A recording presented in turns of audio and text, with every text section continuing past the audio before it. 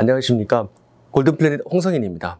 오늘 이 시간에는 저와 함께 디지털 트랜스포메이션의 전략을 올바로 이해하는 방법들에 대해서 논의해 보도록 하겠습니다.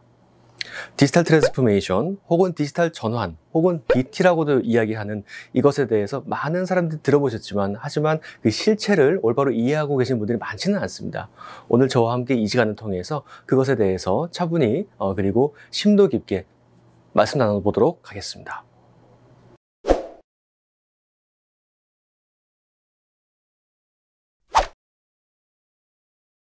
2021년 현재 디지털 트랜스포메이션, 즉 DT는 전 세계적 화두입니다. 불과 4년 전인 2017년에 비해서 2배 이상 언급되고 있습니다. 물론 디지털 강국인 우리나라도 예외가 아닙니다. 네이버 연관 키워드 분석에 따르면 2021년 2월 현재 사람들은 한 달에 약 7만 5천 번이나 디지털 트랜스포메이션을 검색해 봅니다. 그래서 디지털 트랜스포메이션에 관련된 마케팅 경쟁도 아주 치열합니다. 다양한 포털 사이트 광고 상품 중에서 가장 일반적인 것은 키워드 광고입니다. 키워드 검색 결과에 자신의 광고가 노출되도록 일정 영역을 사는 것인데요. 같은 키워드를 여러 광고주가 원할 경우가 있습니다. 이때는 광고 클릭당 얼마까지 지불할 의사가 있는지에 따라서 순서대로 검색 결과창에 정렬되어서 노출됩니다. 가격을 가장 높게 부른 광고주의 광고가 가장 위에, 그 다음 광고주의 광고가 두 번째로 나타나는 그런 방식입니다.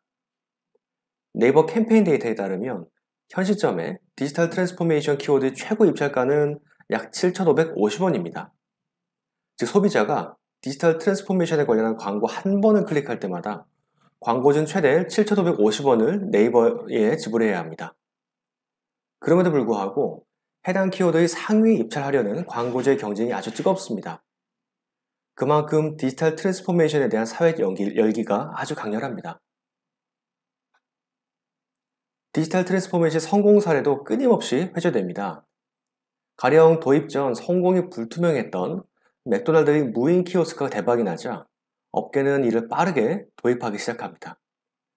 그 덕에 무인 키오스크만을 전문적으로 생산하는 업체도 여러 생겨나고 있습니다. 성공한 DT 하나로도 시장의 판도와 생태계를 바꿀 수 있음을 여실히 보여주는 사례입니다.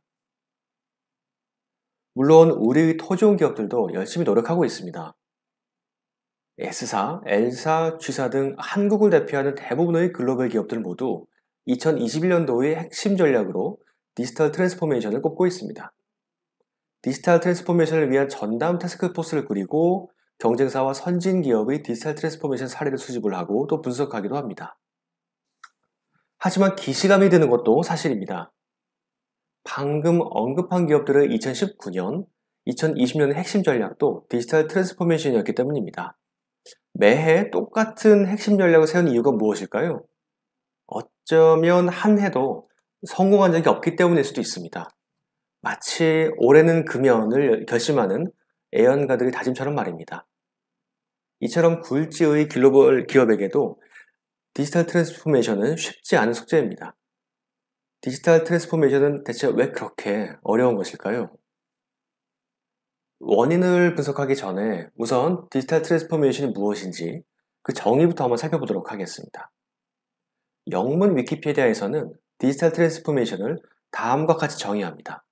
디지털 트랜스포메이션이란 디지털이 아닌 프로세스를 디지털 프로세스로 대체하거나 혹은 낡은 디지털 기술을 새로운 디지털 기술로 대체하는 등 디지털 기술에 기반의 서비스나 비즈니스를 전환하는 것입니다. 그런 식으로 따진다면 주판을 계산기로 대체하는 것도 디지털 트랜스포메이션이고 손편지를 이메일로 대체하는 것도 디지털 트랜스포메이션입니다. 어떤 사람들은 바로 이에 주목합니다.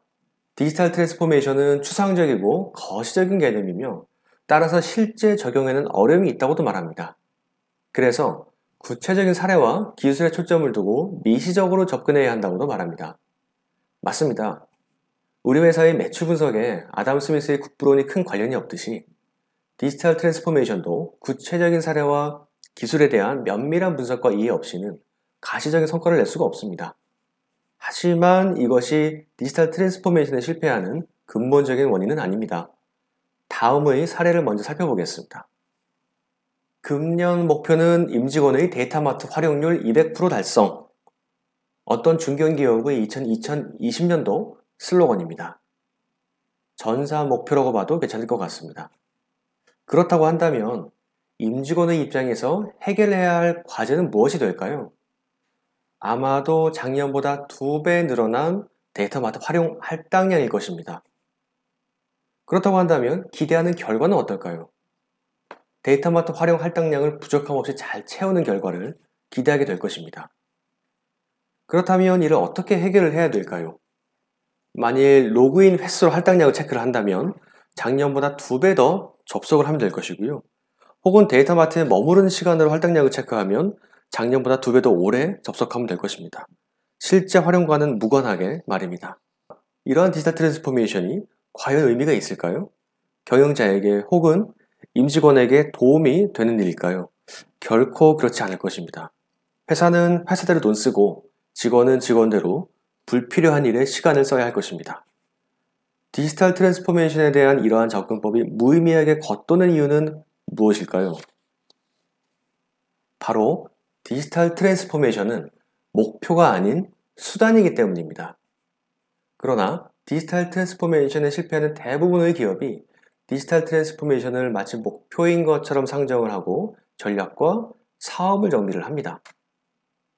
수단이 목표가 되면 어떤 일이 일어날까요? 우선 솔루션이 먼저 도입이 되죠. 하지만 당연히 활용도가 떨어집니다. 그래서 회사는 임직원의 활용도를 높이기 위해서 새로운 KPI를 신설을 합니다. 임직원은 불필요한 일에 솔루션을 억지로 활용을 하게 되고요. 결국 조직의 생산성은 저하되고 불만은 높아집니다. 누군가에게는 이직을 고려하게 되는 방아쇠가 될지도 모릅니다. 가시적인 성과를 거두기 위한 디지털 트랜스포메이션 첫걸음은 기술 도입이 아닌 임직원의 목소리를 듣는 데 있습니다. 광고 대행사에 근무하는 A라는 직원의 예시를 들어보겠습니다. 광고주 SNS 계정의 댓글을 모니터링하고 문제가 되는 댓글을 즉시 삭제하거나 응대하는 것이 주 업무입니다.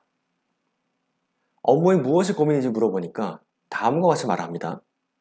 언제 악성 댓글이나 클레임이 달릴지 모르니 한시라도 자리를 비울 수가 없다. 어떻게 개선되면 좋을지 물었더니 다음과 같이 말합니다.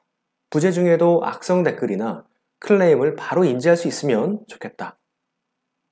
그러한 단순한 물음만으로도 디지털 트랜스포메이션은 가닥을 잡기 시작합니다.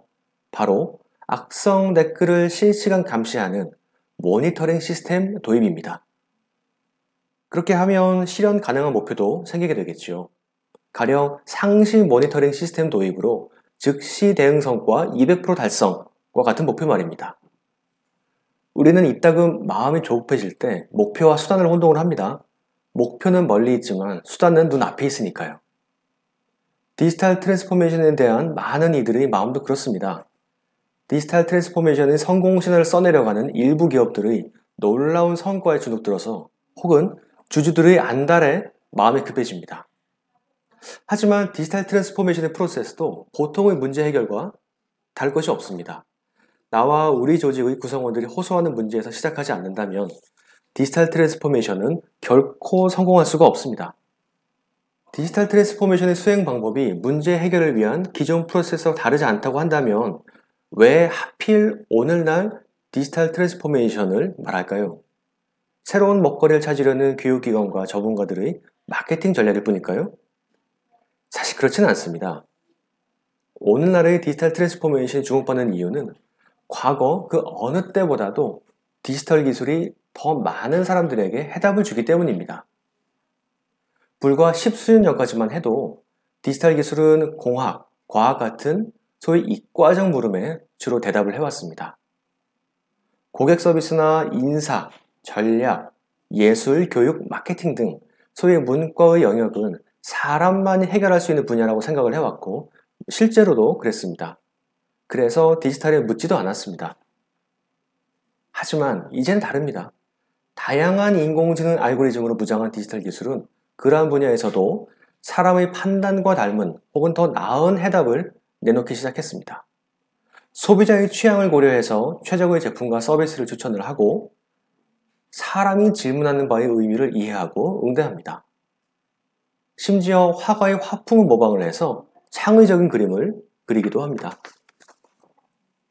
현 시점에 괄목할 만한 디지털 트랜스포메이션 성과들이 우후죽순처럼 등장하기 시작하는 이유이기도 합니다. 그리고 그러한 성과들은 디지털 트랜스포메이션이라는 거대 담론이나 선 기술 도입이 아닌 나와 우리 조직의 어려움을 진정성 있게 고민하는 데서 시작했음을 잊지 말아야 합니다. 이제는 우리가 기존에는 해답을 얻지 못했던 낡은 물음들을 다시 꺼낼 때입니다. 네, 지금까지 저와 함께 어떻게 하면 디지털 트랜스포메이션을 성공적으로 이끌 수 있을지, 또 어떻게 하면 실패하지 않을 수 있을지에 대해서 함께 논의를 해봤습니다. 지금까지의 시간이 의미 있었으면 좋겠습니다. 지금까지 홍성인이었습니다. 감사합니다.